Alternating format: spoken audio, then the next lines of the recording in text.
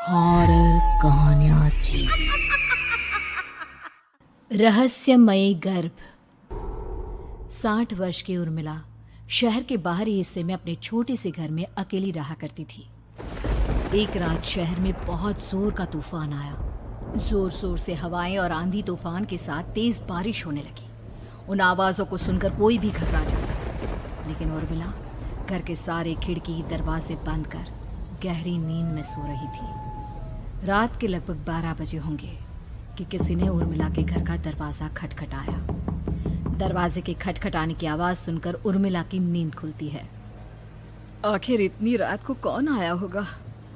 उर्मिला जाकर दरवाजा खोलती है तो सामने लगभग 26 साल की बेहद सुंदर लड़की को खड़ा देख हैरान रह जाती है।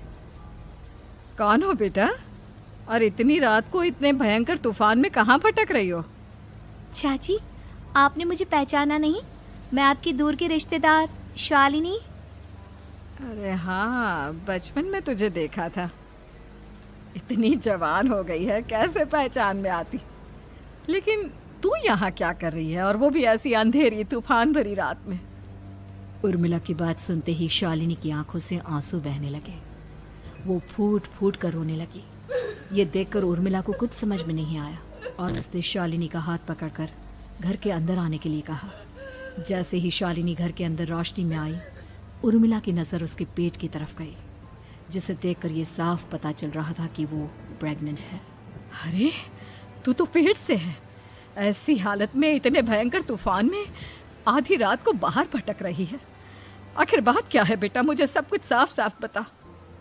क्या बताऊं चाची, ये सब जिसकी वजह से हुआ है उसके बारे में बताने में भी मुझे शर्म आती है। मैंने घर वालों की मर्जी के खिलाफ जाकर एक लड़के से शादी कर ली थी, पर वो शादी के 1 महीने बाद ही मुझे छोड़कर चला गया। छोड़कर चला गया का क्या मतलब? क्या उसके साथ कोई हादसा हो गया? नहीं, उसे कोई दूसरी लड़की पसंद आ गई और मेरी प्रेगनेंसी की खबर सुनते ही उसने मुझे बेसहारा छोड़ दिया। उसके बाद मैं अपने घर गई, लेकिन माँ पापा ने मुझे घर में कदम तक नहीं रखने दिया। तभी मुझे आपकी याद आई। कोई बात नहीं, कोई बात नहीं, तुमने यहाँ आकर अच्छा ही किया। एक काम करो, तुम आराम करो।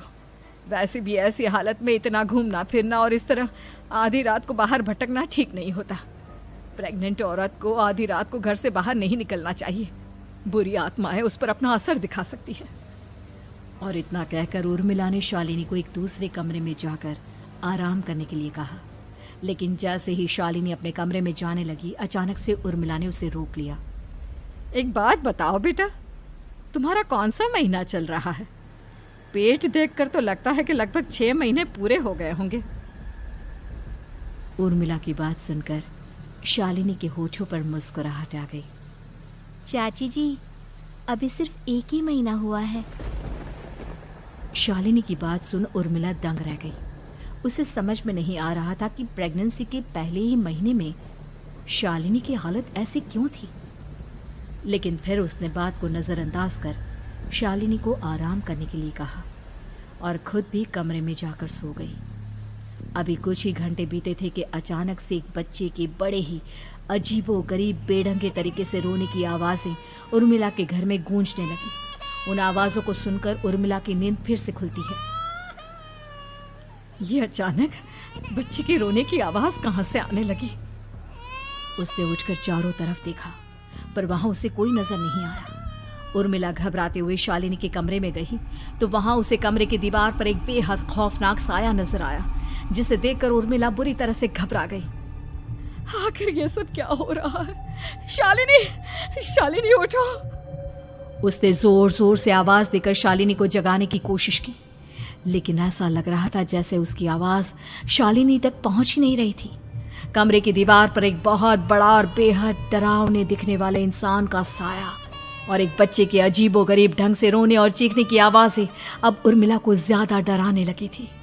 उर्मिला को शालिनी की चिंता सताने लगी और उसने पूरी ताकत के साथ चीखकर शालिनी को आवाज लगाई, शालिनी! तभी अचानक सब कुछ एकदम पहले जैसा हो जाता है और उर्मिला की आवाज सुनकर शालिनी की नींद खुलती है। क्या हुआ चाची, आप इतनी तेज क्यों चिल्ला रही हैं? अब ठीक तो है ना? अभी अभी मैंने तुम्हारे कमरे में कुछ अजीब सा देखा। तुम ठीक हो ना शालिनी? मुझे यहाँ एक बच्चे के रोने की आवाज़ें आ रही थी। लगता है आपको मेरी कुछ ज़्यादा ही चिंता हो गई है। आपने मेरी प्रेगनेंसी के बारे में कुछ ज़्यादा ही सोच लिया होगा। मैं एकदम ठीक हूँ, आप आराम से सो जाइए। इतना कहकर शालिनी ने उर्मिला को फिर से अपने कमरे में जाने के लिए कहा और खुद भी जाकर सो गई। पर अब उर्मिला की आंखों से नींद गायब हो चुकी थी। अगली सुबह जब शालिनी उठी तो वो सीधा उर्मिला के पास आई। गुड मॉर्निंग चाची। तभी अचानक उर्मिला की नज़र शालिनी के पेट पर पड़ती है, जिस पर नीले रंग से एक अजीब सी आकृति नजर आ रही थी। शालिनी, ये तुम्हारे पेट को क्या हुआ?